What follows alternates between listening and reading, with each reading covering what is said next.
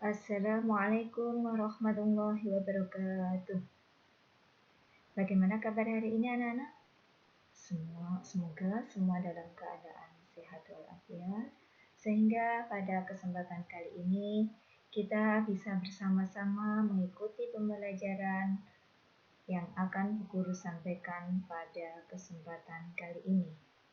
Sebelumnya, silakan kalian mengisi daftar hadir terlebih dahulu di konten library yang telah Bu Guru siapkan. Nah, baiklah anak-anakku sekalian.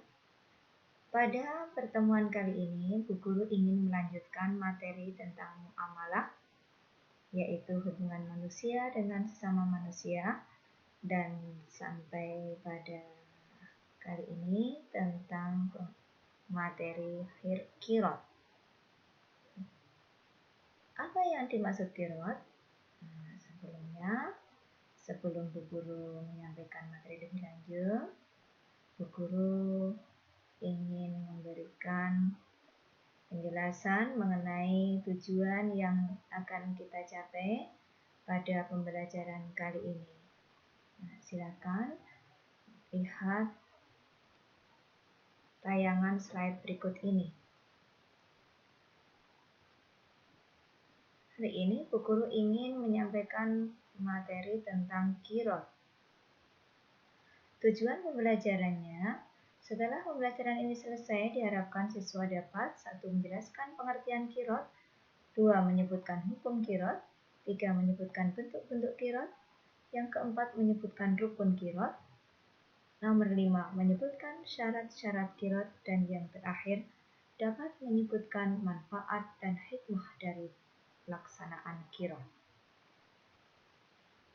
Nah, mari kita mulai. Yang pertama, pengertian qirot. Qirot atau sering diistilahkan dengan kata mudharabah adalah usaha bersama antara pemilik modal dengan orang yang menjalankan usaha dengan sistem bagi hasil dengan syarat-syarat tertentu. Mengenai hukumnya, hukum qirot atau mudharabah ini diperbolehkan atau boleh. Dalam istilah fikih disebut dengan mubah. Sekarang apa saja rukun dari qirot itu? Rukun artinya bagian-bagian yang harus ada ketika kita melaksanakan qirot. Yang pertama adalah malik. Malik artinya pemilik modal. Yang nomor 2, amil. Amil artinya pengelola atau yang menjalankan modal. Yang ketiga, ada mal atau modal. Yang nomor 4, amal atau usaha.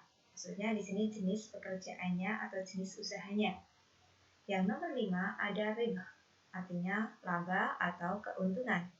Dan yang terakhir adanya sigot ijab qabul atau ucapan serah terima antara pemilik modal dengan pengelola modal. Ini sering diistilahkan dengan akad. Nah, baik anak-anak sekalian, kita lanjutkan. Perlu kalian ketahui bahwa pengelola modal atau pelaksana itu tidak bertanggung jawab atas kerugian usaha atau perdagangan kecuali disebabkan karena kecerobohannya sendiri. Jika ada kerugian, maka kerugian itu bisa ditutup dengan keuntungan yang sudah ada. Nah, ini perlu sebagai catatan. Nah, baik. Sekarang larangan bagi pengelola modal. Maksudnya ini yang menjalankan modal. Pertama, melanggar perjanjian qirot. Yang nomor 2, menggunakan modal untuk kepentingan sendiri. Yang ketiga, menghambur-hamburkan modal usaha.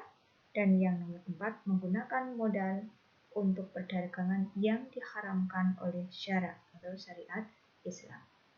Ini merupakan larangan-larangan bagi pengelola modal. Sekarang syarat qirot.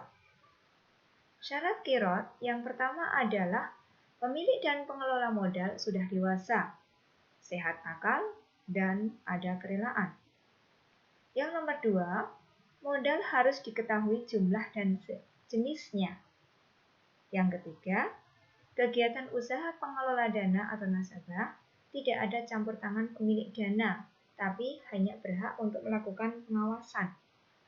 Yang nomor 4, pembagian keuntungan harus dinyatakan di awal dan dicatat dalam perjanjian akad. Yang nomor 5, ijab kabul harus dinyatakan oleh kedua pihak untuk menunjukkan tujuan kerjasama dan sebaiknya ini tertulis.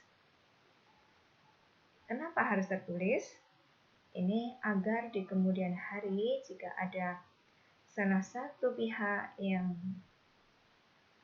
mungkin melarikan diri atau meninggal dunia, ini bisa kita cari bukti-buktinya kalau mereka itu sudah melakukan akad qirot.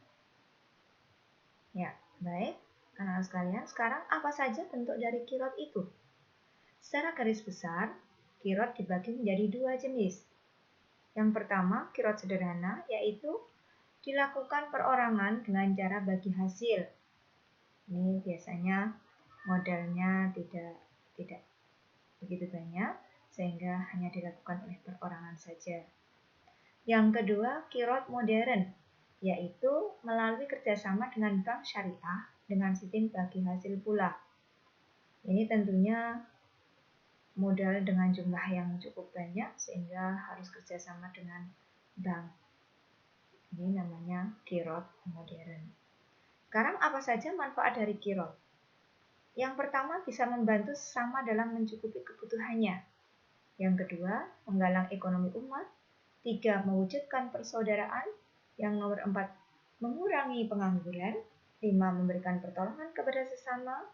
Dan yang terakhir adalah mewujudkan masyarakat yang tertib sesuai dengan ketentuan syariat Islam. Sekarang apa saja hikmahnya? Hikmah dari qirot, yang pertama bagi pemilik modal ini merupakan sarana ibadah karena bisa menolong orang lain untuk melepaskan dari kesulitan modal. Yang kedua, menguatkan tali silaturahmi antara keduanya.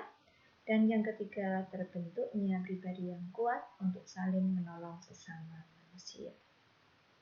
Nah, itulah hikmah-hikmah diadakannya qirot.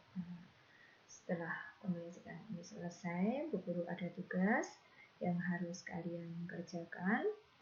Tolong itu dicermati.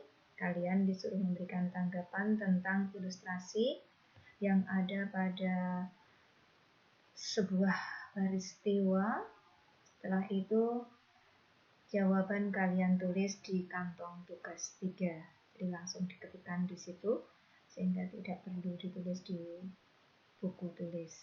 Tapi misalnya kalian kesulitan, juga bisa dituliskan dalam buku tulis, terus nanti difoto seperti biasa, kemudian kirim di kantong tugas 3. Demikian penjelasan tentang qirot. Bu Guru harap kalian bisa memahami tujuan-tujuan dari pembelajaran di atas. Agar lebih jelasnya bisa kalian pahami sendiri dengan membaca buku paket yang telah dipinjamkan dari perpustakaan. Sebelum kita akhiri, mari kita baca tahmid bersama-sama. Alhamdulillahirrahmanirrahim. Sekian dari Bu Guru. Ada kurang lebihnya Bu Guru mohon maaf. Wassalamualaikum warahmatullahi wabarakatuh.